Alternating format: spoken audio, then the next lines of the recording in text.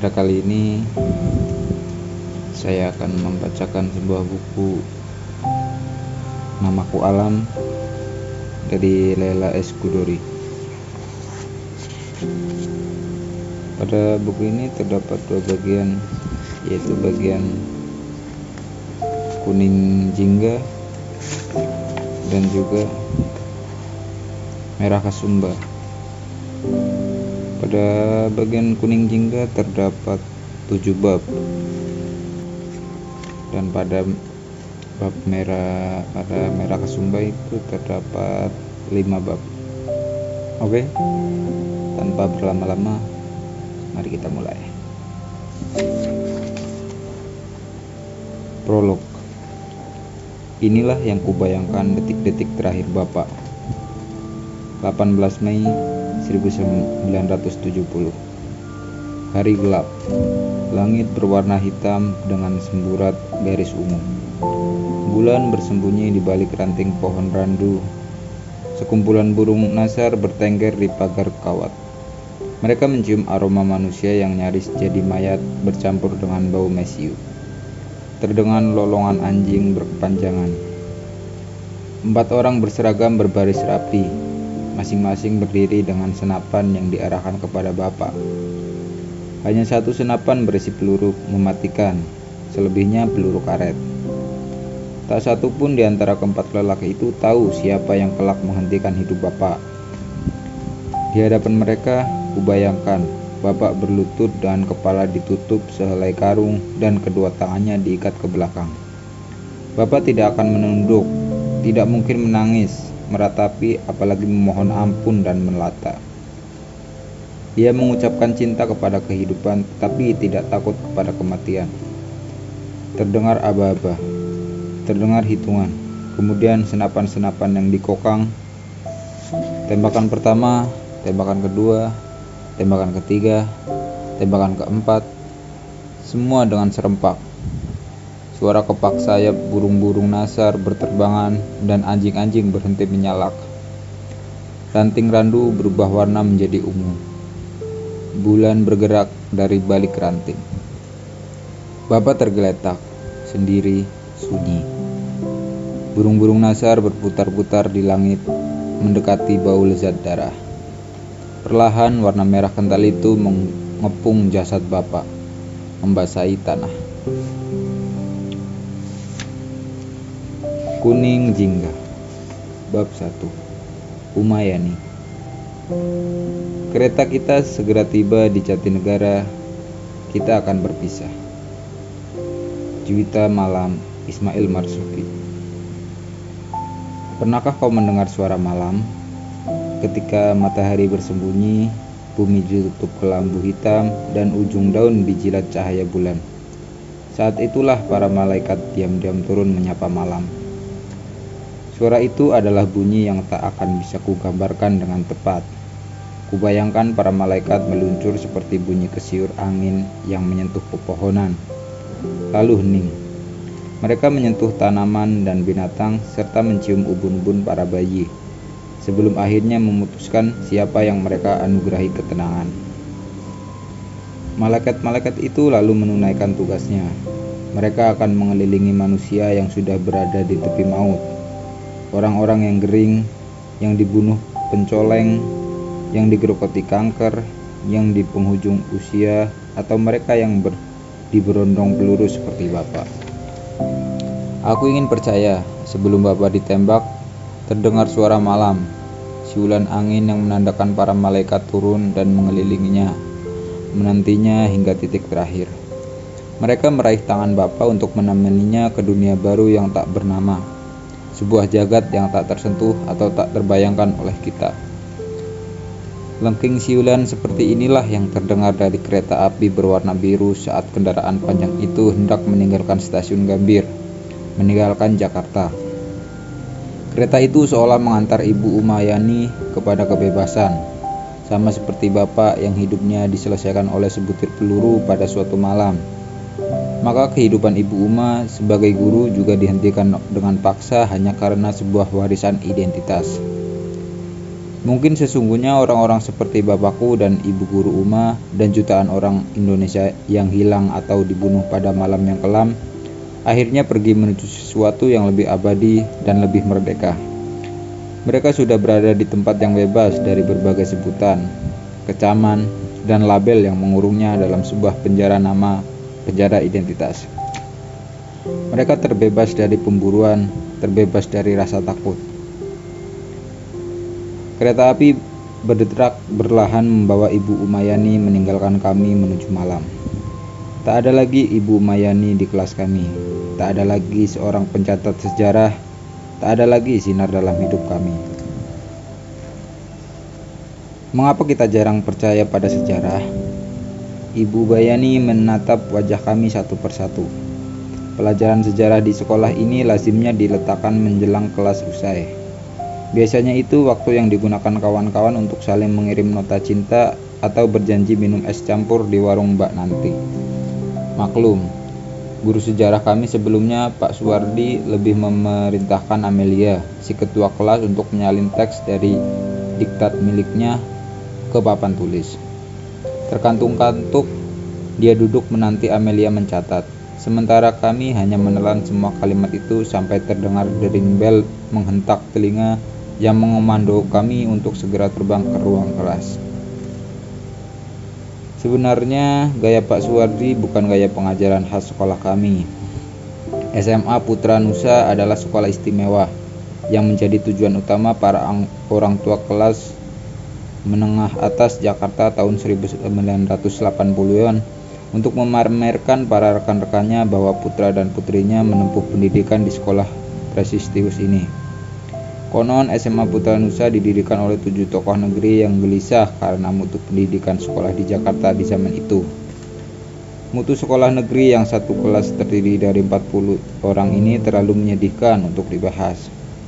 Para guru digaji dengan nominal yang sebegitu mengerikan rendahnya sehingga kita terpaksa memaklumi jika mereka mencari pekerjaan sampingan, menarik bemo, helicak, atau menjaga toko kelontong di malam hari sembari terkantuk-kantuk memeriksa pekerjaan rumah murid-muridnya. Guru-guru yang memerintahkan ketua kelas menyalin diktat ke papan tulis sementara dia menghilang permisi entah kemana, atau yang mengoceh sendiri apapun mata pelajarannya. Sementara 40 murid di hadapannya saling lempar rematan kertas berisi ejekan atau mungkin juga surat cinta, atau di pojok lain diam-diam membaca stensilan Nick Carter dan Annie Arrow, sembari saling membandingkan halaman mana yang membuat mereka mimpi basah. Begitu bel berbunyi, semua murid biasanya segera berdiri dan berlari seolah kebelet ingin keputurasan. Nah, kelompok 7 yang mendirikan SMA Putra Nusa menginginkan agar sekolah ini menjadi sebuah sekolah swasta yang menggunakan kurikulum progresif dan menantang siswa untuk berpikir, dan tentu saja yang menuntut uang sekolah setinggi tiang listrik. Sebuah sekolah yang bercita-cita melahirkan murid-murid yang banyak bertanya, tidak pasif, dan tidak hanya pandai menghafal, yang berani mempertanyakan setiap teori, yang memiliki guru-guru berpikiran luas, yang mengajarkan karya W.S. Rendra atau N.H. Dini sepenuhnya adalah murid belajar tentang tafsir teks, tidak hanya mengenal judul belaka, yang mengajak siswa untuk memahami peristiwa fisika, misalnya tentang gravitasi, dengan mendiskusikan riwayat penemuan hukumnya, dan tidak sekedar menghafal rumus, yang percaya belajar bisa di luar kelas dan tak harus selalu di ruang yang dikelilingi 4 dinding. Belajar di luar kelas maksudnya bukan saja mengunjungi berbagai museum yang jumlahnya terbatas, bisa juga itu dilakukan dengan mempelajari bagaimana baju-baju cantik di pabrik, pakaian dan hasil jari-jari penuh kalapan ibu-ibu buruh jahit kemudian diberi merek terkemuka dari sebuah negara adidaya, atau sekedar duduk di rumputan halaman sekolah yang luas sembari tetap melakukan kegiatan belajar mengajar. Bagaimana bisa aku, anak seorang ibu, orang tua tunggal, aku benci dengan sebutan janda, dari Tapol yang dieksekusi mati bisa menempuh pendidikan di SMA istimewa dan unik seperti ini. Semua itu ada kisahnya yang akan kuungkapkan pada saat yang tepat. Yang ingin kuceritakan sesungguhnya Ibu Umayani adalah guru yang paling pas untuk menjadi simbol sekolah yang semula dicita-citakan oleh kelompok 7. Progresif, berpikiran mandiri, dan penuh inspirasi. Dia datang pada saat tak terduga ketika Pak Suwardi didera musibah keluarga. Siang itu sungguh terik, dan pada jam pelajaran terakhir, kami mendengar Pak Suwardi absen karena ada sanak keluarganya yang wafat. Belum apa-apa, Bimo sudah beberes.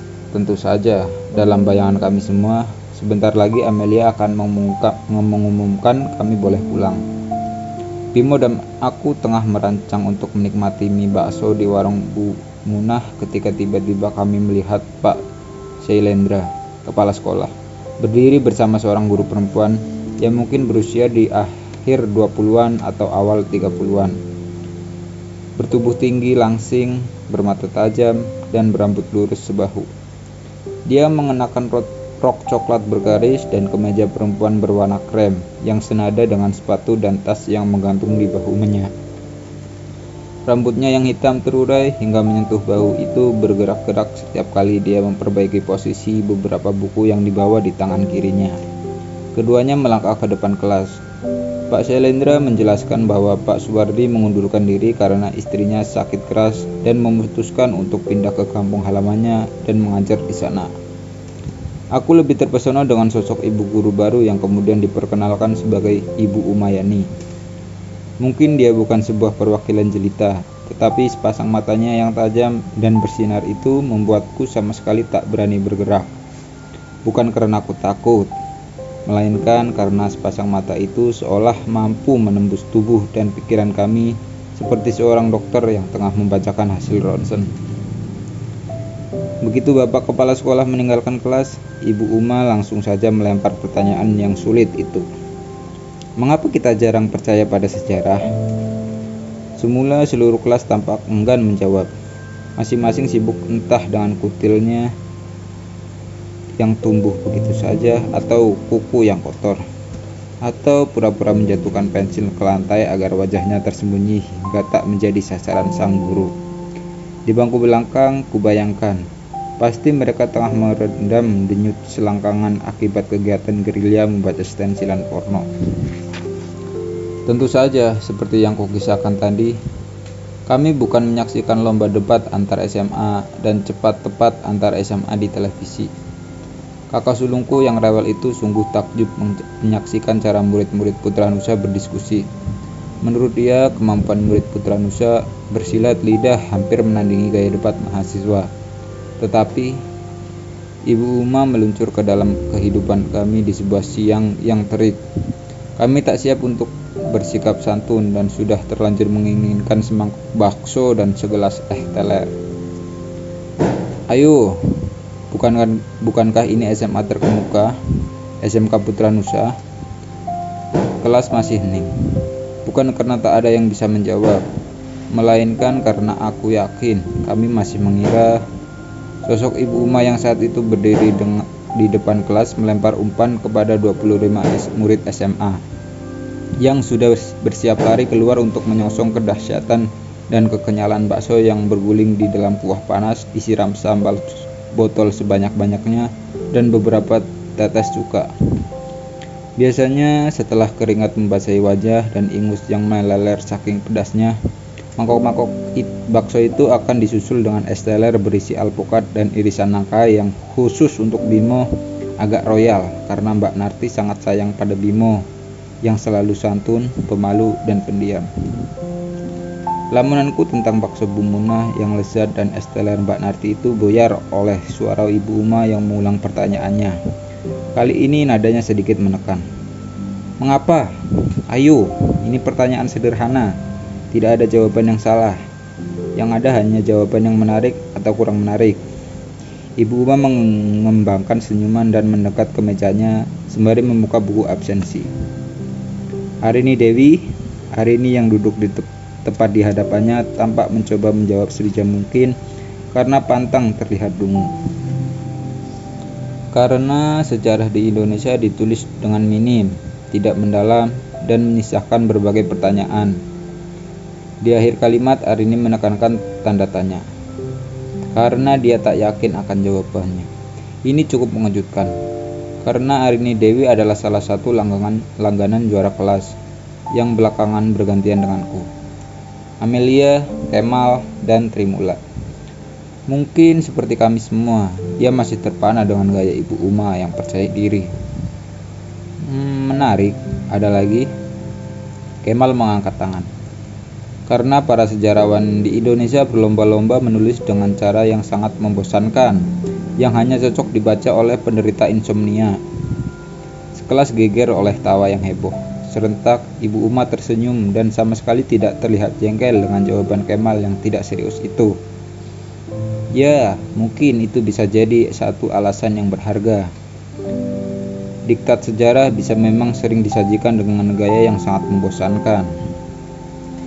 Riuh tawa kami seketika padam, seperti sepercik api yang disiram seember air dingin. Ibu Uma tampak percaya diri bahwa dia akan bisa mengatasi kelas yang terdiri dari anak-anak muda sok tahu ini. Dia menyatakan setuju betapa membosankannya penulisan diktat sejarah. Ini sikap guru yang baru dan menyegarkan, paling tidak untuk murid SMA di masa itu. Ada lagi? Ibu Uma melirik buku absensi. Trimula, aduh, kenapa melompat ke huruf T yang bertetangga dengan S? Bukan saja hurufnya bertetangga, Tri juga duduk satu baris denganku, sama seperti Bimo. Setiap kali berteori, dia selalu melirik kepadaku meminta validasi. Duh, aku menatap sepatuku karena sungguh malas membahas sejarah, apalagi sejarah Indonesia.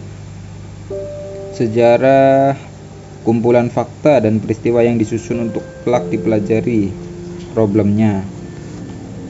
Trimula si cerdas itu menghela nafas dan melirik kepadaku. Problemnya adalah siapapun yang berkuasa saat itu akan menyeleksi, memilah-milah fakta-fakta dan peristiwa, dan tak jarang ada yang menghapus atau melebih-lebihkan fakta-fakta atau peran seseorang di dalam sebuah peristiwa. Tri banyak bicara betul, mengherankan, dan dia seolah sedang menjawab pertanyaanku karena dia melontarkan pendapatnya sembari memandangku, bukan kepada Ibu Uma. Tetapi Ibu Uma tampak tak terganggu meski Tri mengucapkan jawabannya tanpa sedikit pun menatap wajah sang guru baru. Sejarah dikuasai penguasa zamannya, Ibu Uma menyimpulkan sembari menganggukkan puas dengan jawaban Tri. Aku menunduk menatap sepatuku yang sudah sangat pudar, sepatu yang dibelikan Yu Kenanga beberapa tahun lalu ketika terdengar Segara Alam. Napasku terhenti. Sungguh aku belum tahu sejauh apa aku bisa berbicara tentang sejarah Indonesia modern dengan guru baru ini. Harus kuakui, dalam beberapa menit pertama, dia sudah cukup memberi pesona ke seluruh kelas. Namun, membahas sejarah Indonesia modern adalah sesuatu yang pelik dan serba salah, terutama untuk keturunan tapol seperti aku. Mata Ibu Una mencari-cari pemilik nama Segara Alam, dan tubuhnya yang menjulang itu tak pernah berhasil bersembunyi. Dan tubuhku yang menjulang itu tak pernah berhasil bersembunyi. Yang mana Segara Alam? Aku mengangkat tangan dengan penuh gerutu dalam hati. Ah, Segara Alam. Ada jawaban lain? Saya setuju dengan Trimula, Bu. Jawabku seadanya. Ibu Una maju beberapa langkah dan kedua matanya menatapku dengan sinar yang ramah. Mata seorang guru muda yang mencoba menggali isi hati lawan bicaranya. Sementara aku seperti terwelu dan menggulung, memilih untuk menutup mulut dan hati. Saya tidak bisa memberikan jawaban yang orisinal, Bu. Jangan ragu mengeluarkan pertanyaan yang biasa-biasa saja. Saya juga sering mengatakan sesuatu yang tidak orisinal. Kita semua masih belajar. Kita semua adalah murid. Segara Alam. Tapi di dalam kelas ini, saya adalah gurumu. Ayo. Kini aku merasa semua mata memandangku. Aku menghela nafas. Gayanya berbicara persis seperti Yu Kenanga setiap kali dia menuntut jawaban dariku. Aku melihat di bangku depan sana Amelia, si ketua kelas bawel. Sahabatku itu sudah menggenggam pena dan dengan erat, siap mencatat apa saja yang meluncur dari mulut Ibu Uma. Arini Dewi, kawan sebangkuku yang melotot memandang Ibu Una. Tampaknya hanya dalam beberapa menit, Amelia dan Arini sama-sama sudah menetapkan Ibu Uma sebagai guru favorit mereka. Ada sebuah artikel yang saya baca. Mata Ibu Uma masih menatapku, menanti lanjutan kalimatku. Sementara aku sangat khawatir jika menganggap ucapanku bodoh atau klise atau membosankan. Artikel itu mengatakan pencatatan sejarah sebagai rangkaian fakta harus dimulai sebagai tradisi sebuah bangsa. Ibu Uma masih diam, sabar menunggu tanggapanku selanjutnya. Jadi, mungkin pertanyaan ibu harus saya jawab dengan pertanyaan baru. Apakah masyarakat Indonesia sudah memiliki tradisi mencatat sejarah? Ibu Uma tersenyum. Matanya semakin bersinar dan dia membalikkan tubuhnya. Rambut yang menyentuh bahu itu ikut bergerak seperti gelombang saat dia melangkah menuju papan tulis. Dia menulis sebuah nama yang sama sekali tak asing bagiku. Si isi kelas menunduk, menenggelamkan kepala dan menggerakkan pena di atas buku catatan dengan semangat seperti tak ada hari esok. Anthony Reid.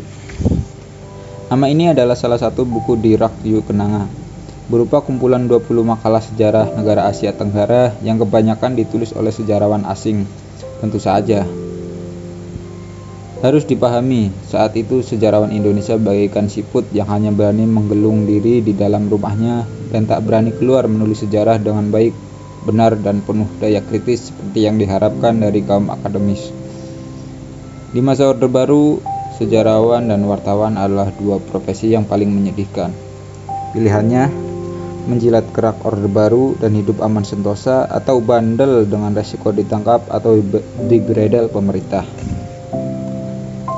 Mungkin ada satu atau dua sejarawan yang cukup berani menulis esai akademis yang kritis terhadap uraian pemerintah, terutama tentang sejarah tragedi 1965 atau yang oleh pemerintah disebut sebagai G30 SPKI. Tetapi biasanya sejarawan semacam ini harus hidup merunduk dan mengalami teguran akademis. Sejarah, kata Ibu Uma, adalah sebuah tradisi intelektual, sebuah studi tentang peristiwa di masa lalu yang ditata, dicatat, dipelajari, dan dianalisis untuk memahami masa kini. Jadi, menjawab pertanyaan segar alam, apakah kita sudah memiliki tradisi mencatat sejarah? Tentu saja sudah. Pasti kalian sendiri sudah membaca bagaimana kita menemukan sejarah, jejak sejarah dan kehidupan masyarakat beradab melalui daun lontar hingga batu prasasti. Kelas hening. Aku yakin kali ini semua mata tertuju kepada Ibu Uma karena caranya yang asyik menggait perhatian kami. Tetapi mungkin karena jejak yang sporadis itu, maka bangsa kita cenderung tidak toleran terhadap fakta sejarah. Kita sering mencampurkan fakta sejarah dengan hikayat dan legenda. Kemal menyela Ibu Uma. Ibu Uma tersenyum. Sebetulnya masyarakat barat pun di satu saat juga masih mencampurkan fakta sejarah dengan cerita-cerita warisan turun-temurun dan legenda. Kisah Raja Arthur dengan pedangnya itu adalah sebuah legenda. Ibu Uma memang cemerlang karena ternyata anak-anak yang duduk di belakang pun sejenak melupakan stensilan demi mendengarkan legenda Raja Arthur itu dengan cukup serius. Apalagi para penduduk bangku zona tengah. Aku duduk di zona itu. Ini adalah kawasan murid-murid pemalas yang mengaku anak rajin, macam Bimo, Kemal, Trimula, dan aku. Kami memilih baris ini karena ini adalah zona paling aman. Ucapan guru masih terdengar jelas, tetapi kami masih bisa merenggang badan dan tak selalu menjadi sasaran perintah guru seperti anak-anak baris depan. Kami harus terlihat rajin meski sebenarnya ogah bergerak. Alasannya sederhana, kami dikelilingi tokoh-tokoh galak dalam keluarga. Aku memiliki dua kakak perempuan yang raungannya melebihi kekejian tentang melebihi kekejian tentara Jepang di negara-negara Asia pada masa Perang Dunia II. Bimo tumbuh dalam besar bersama ibu yang cantik jelita yang tak pernah tahu bocah lanangnya selalu menjadi sasaran latihan tinju suami keduanya. Soal bapak tiri Bimo, ini akan kuceritakan suatu hari karena aku harus menjaga kesehatan jiwaku. Lelaki macam Pak Prakosa, ayah tiri Bimo, sungguh layak dilempar ke neraka lapisan terbawah. Nah, para penduduk wilayah baris depan adalah mereka yang mencatat apa saja yang mengalir dari mulut guru, termasuk titik, koma, dan ludah. Itu adalah barisan terkemuka, selalu jadi kesayangan guru, selalu mempunyai catatan rapi, bersih, yang bukunya diberi garis pada pinggir kiri halaman dan di sana-sini dihias dengan stiker liter Twin Star dan Snoopy dengan alasan agar semangat bekerja. Aku berani bertaruh, tanpa stiker pun anak-anak penghuni bangku depan itu selalu belajar 23 jam dalam sehari dengan rasa bahagia. Ketua RT barisan depan adalah Amelia, si ketua kelas yang sama galaknya dengan Yukunanga. Amelia, karena sejarah keluarganya, kelak menjadi bagian dari kami, para penguasa zona tengah, dalam kelompok belajar mingguan yang diwajibkan sekolah.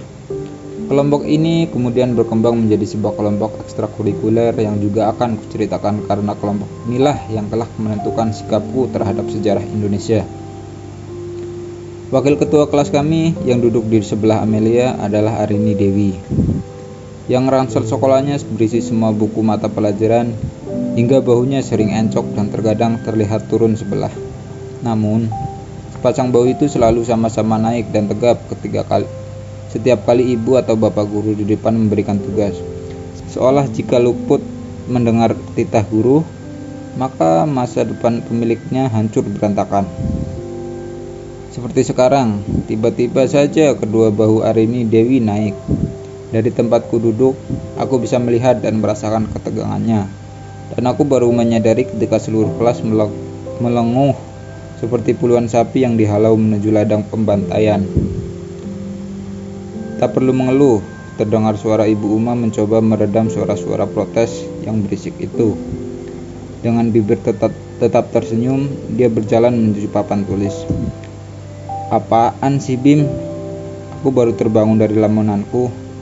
Bimo menunjuk ke papan tulis. Ibu Uma tengah menulis peristiwa yang paling kuingat sepanjang hidupku. 1 halaman.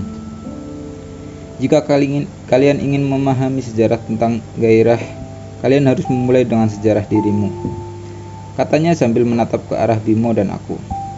Kalian boleh memilih apa saja yang kalian ingin pertama kali diajak ke museum, atau pertama kali kalian jatuh cinta, atau sesuatu yang menakutkan. Yang penting peristiwa itu melekat di benak kalian. Saya ingin kalian memulai pemahaman sejarah dari peristiwa yang penting atau tak bisa dilupakan dalam hidup kalian.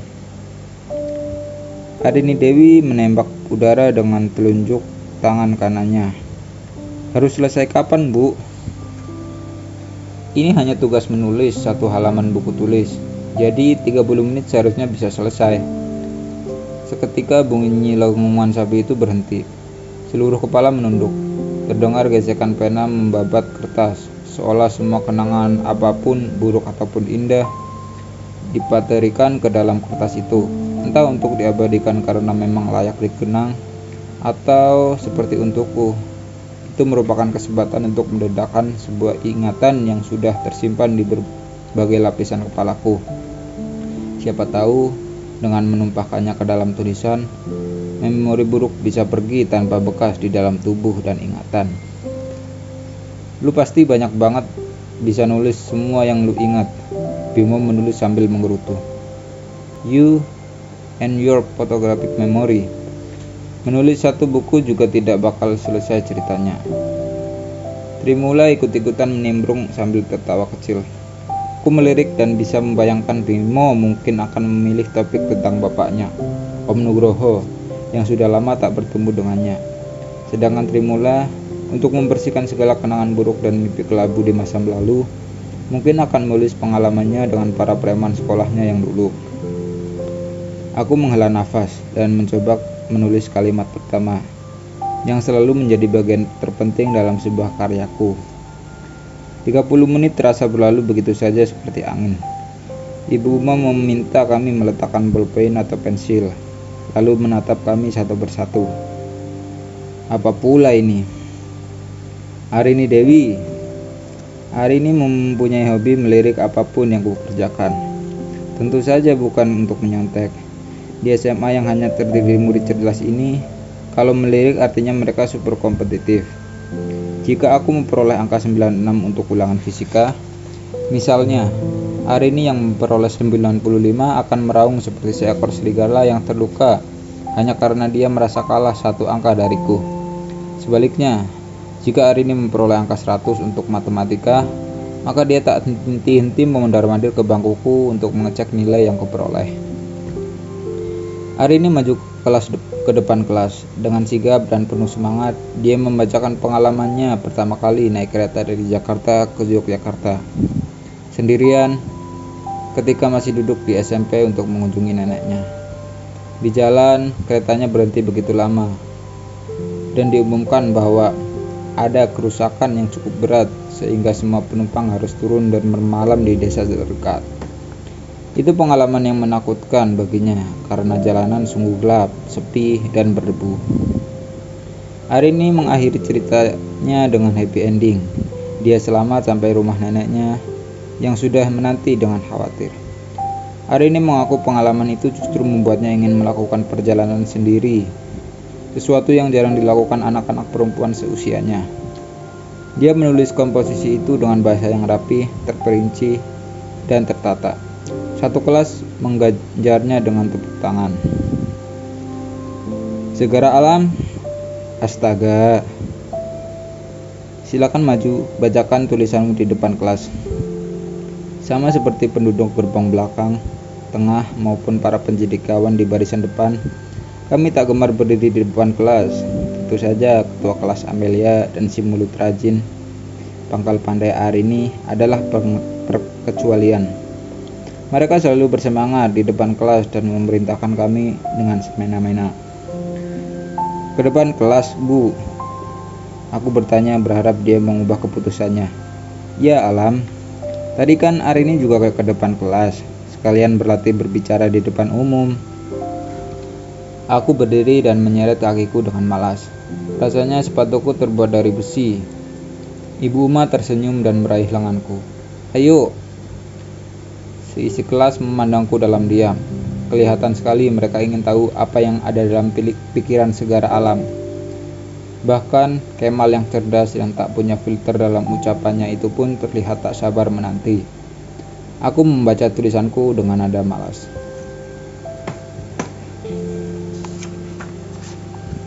Pertemuan dengan kelam. Aku rasa peristiwa yang tak bisa terusir dari benakku terjadi saat aku masih sangat kecil. Januari 1968. Tepatnya saat aku berusia 3 tahun. Mustahil untuk mengingat sedini itu, mungkin. Tapi percayalah, peristiwa itu masih sangat melekat di benakku seperti sebuah film yang usang diputar berulang-ulang. Ini sebuah kutukan yang diberikan semesta kepadaku. Kemampuanku mengingat peristiwa masa lalu dengan terperinci.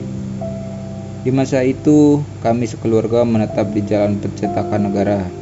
Keluarga kami hanya terdiri dari ibu, Yu Kenanga, Yu Bulan, dan aku. Menurut Yu Kenanga, bapak sedang bertugas jauh entah kemana. Di suatu petang sehabis maghrib, aku tengah bermain kelereng sendirian di ruang tengah. Sementara Yu Kenanga membaca di kursi pojok, dan Yu Bulan membuat tugas sekolah di kamarnya. Tiba-tiba saja terdengar hiruk-pikuk kedoran pada pintu depan. Semula aku mengira mereka adalah tamu, tetapi mereka tamu-tamu itu dengan berisik dan suara nyaring bertanya, "Hananto, mana Hananto Prawiro?" Mereka mencari bapak yang menurut Yu Kenanga sedang bertugas keluar kota. Sudah saya sampaikan pada komandan di Guntur dan di Budi Kemuliaan. Saya tak tahu suami saya di mana, terdengar jawaban ibu dengan nada tinggi. Anak-anak Pak Hananto mana? Kami dengar Pak Hananto punya anak lelaki. Tak sempat ku dengar jawaban ibu karena menggelam oleh suara langkah kaki beberapa orang yang menerobos ke ruang tengah. Barulah aku menyadari, tamu-tamu itu adalah 4 lelaki bertubuh besar, berambut pendek, dan suara menggelegar. Yukunanga terkejut dan langsung menghampiriku yang seketika melepaskan beberapa butir kelerengku dari genggaman. Yukunanga memintaku bersembunyi di bawah meja ketika Yubulan keluar dari kamar membawa buku pekerjaan rumahnya tercengang. Mana anak lelaki Pak Hananto? Salah satu dari keempat lelaki besar itu mengeluarkan sesuatu dari pinggangnya yang terlihat seperti pistol.